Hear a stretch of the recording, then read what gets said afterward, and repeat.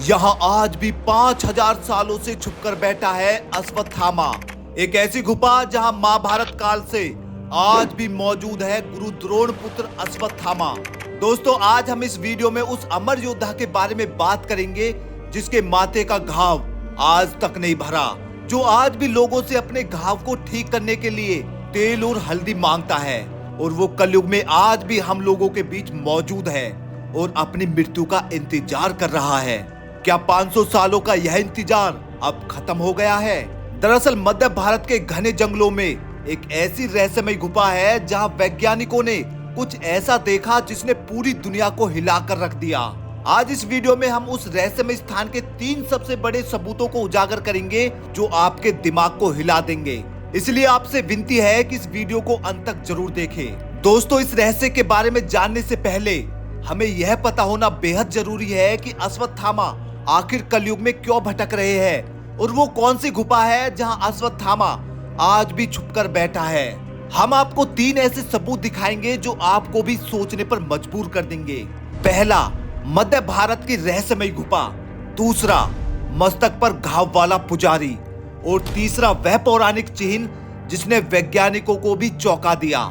लेकिन इन सबूतों को समझने के लिए पहले हमें उस भयानक श्राप को जानना होगा जिसने अश्वत्थामा को अमर बना दिया। लेकिन दोस्तों, वीडियो में आगे बढ़ने से पहले इसी तरह की रहस्यमय वीडियो देखने के लिए अभी हमारे चैनल को सब्सक्राइब जरूर कर ले। दोस्तों, सवाल यह है कि जब महाभारत के सभी योद्धा वीर गति को प्राप्त हो गए तो अश्वत्थामा जिंदा क्यों बचा?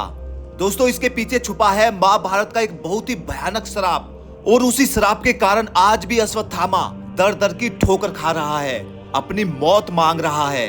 दोस्तों, अश्वत्थामा किसी पहचान का मोहताज नहीं। वो अपने पिता द्रोणाचार्य की तरह ही एक महान पराक्रमी योद्धा है। संसार में ऐसा कोई अस्त्र शस्त्र नहीं था जिसे चलाना अश्वत्थामा के लिए कठिन हो। अश्वत्थामा को संसार के सभी अस्त्र शस्त्र का ज्ञान था। ब्रह्मास्त्र से लेकर नारायण अस्त्र तक चलाने में वो माहिर थे। आपको बता दूं कि अश्वत्थामा के मस्तक पर जन्म से ही एक दिव्य मणि मौजूद थी, और इसी मणि के बदौलत उसे दैत्य, दानव, अस्त्र शस्त्र, रोग, देवता, नाग आदि से कोई भय नहीं था। वह मणि उसे भूख, प्यास, थकान और बुढ़ापे से बचाती थी। इस शक्तिशाली दिव्य मणि ने अश्वत्थामा को लगभग अजय बना दिया था, और इस बात को भगवान श्री कृष्ण भी भली भांति जानते थे कि जब तक अश्वत्थामा के पास दिव्य मणि है उसे संसार का कोई भी योद्धा परास्त नहीं कर सकता। महाभारत के युद्ध में भीष्म पिता की मृत्यु के बाद गुरु द्रोण ने युद्ध का संचालन किया। भगवान श्री कृष्ण जानते थे कि द्रोणाचार्य के संचालन में कौरवों को हराना आसान नहीं होगा। तब उन्होंने एक योजना बनाई। योजना के अनुसार युद्ध में अश्वत्थामा नाम के एक हाथी को मार डाला, और युद्ध में यह बात फैला दी गई कि अश्वत्थामा मारा गया। बेटे की मृत्यु की बात सुनकर द्रोणाचार्य ने युद्ध भूमि में अपने हथियार डाल दिए और शोक मनाना शुरू कर दिया। तभी मौका पाकर राजा द्रुपद के बेटे धृष्टद्युम्न ने द्रोणाचार्य का सर धड़ से अलग कर दिया। पिता की मृत्यु से अश्वत्थामा बहुत दुखी और क्रोधित हुए। जब महाभारत युद्ध समाप्त हो गया तब अश्वत्थामा ने पांडवों से बदला लेने की योजना बनाई। एक रात अश्वत्थामा 5 पांडवों का सिर काटने के लिए शिविर में घुस गए। शिविर में 5 व्यक्तियों को सोता देख अश्वत्थामा ने उन्हें पांडव समझ लिया और सभी के सिर धड़ से अलग कर दिए। लेकिन उससे बहुत बड़ी चूक हो गई, क्योंकि वह पांडव नहीं बल्कि 5 पांडवों के द्रौपदी से उत्पन्न पुत्र थे। अश्वत्थामा यहाँ भी नहीं रुका। उसने अभिमन्यु की पत्नी उत्तरा को भी मारने का प्रयास किया। उत्तरा के पेट में अभिमन्यु का पुत्र पल रहा था। इसके लिए उसने ब्रह्मास्त्र अस्त्र का प्रयोग किया। अश्वत्थामा की मंशा थी कि अर्जुन का वंश समाप्त हो जाए। पांडवों ने अश्वत्थामा के इस कुकृत्य के लिए उसे बंदी बना लिया और गुस्से में उसे मृत्यु दंड देने लगे। लेकिन तभी भगवान श्री कृष्ण ने कहा कि अश्वत्थामा को मृत्यु देने से उसे मुक्ति मिल जाएगी, जबकि उसे मृत्यु से भी बड़ा दंड मिलना चाहिए। दूसरी बात यह है कि गुरुपुत्र की हत्या करना उचित नहीं है। तब पांडवों ने श्री कृष्ण की सलाह पर उसकी शक्ति का स्रोत मस्तक मणि को निकाल लिया। साथ ही भगवान श्री कृष्ण ने उसे अनंत काल तक धरती पर कोढ़ी बनकर भटकने का श्राप दिया। माना जाता है कि करीब 500 साल से अश्वत्थामा यूं ही धरती पर भटक रहे हैं। दोस्तों, अब बात करते हैं उन 3 जिंदा सबूतों की जो अश्वत्थामा के होने का प्रमाण देते हैं। नंबर 1, मध्य भारत की रहस्यमय गुफा। यह कहानी शुरू होती है मध्य भारत के उन घने और अनछुए जंगलों से जहां सदियों से सूरज की किरणें भी मुश्किल से पहुंच पाती है। इन्हीं अंधेरे वीरान हिस्से में एक ऐसी गुफा है जिसे स्थानीय लोग चिरंजीवी गुफा कहकर पुकारते हैं। कई सालों पहले एक भूवैज्ञानिक दल इस क्षेत्र में रिसर्च कर रहा था। गुफा के अंदर उन्होंने एक प्राचीन शिलालेख और उसके पास एक ऐसी जगह देखी जहां सदियों से कोई इंसान गया ही नहीं था। गुफा के प्रवेश द्वार पर उन्हें एक ऐसे व्यक्ति के पैरों के निशान मिले जो किसी साधारण मनुष्य से कहीं ज्यादा विशाल और भारी थे। सबसे बड़ा रहस्य यह था कि निशानों के साथ वैज्ञानिकों को गुफा के अंदर एक खास किस्म का नमक और हल्दी का मिश्रण मौजूद मिला, जिसे किसी ताजे घाव पर लगाया जाता हो। यह ऐसा है जैसे कोई अपनी दैव्य पीड़ा को शांत करने के लिए सदियों से यहाँ भटक रहा हो।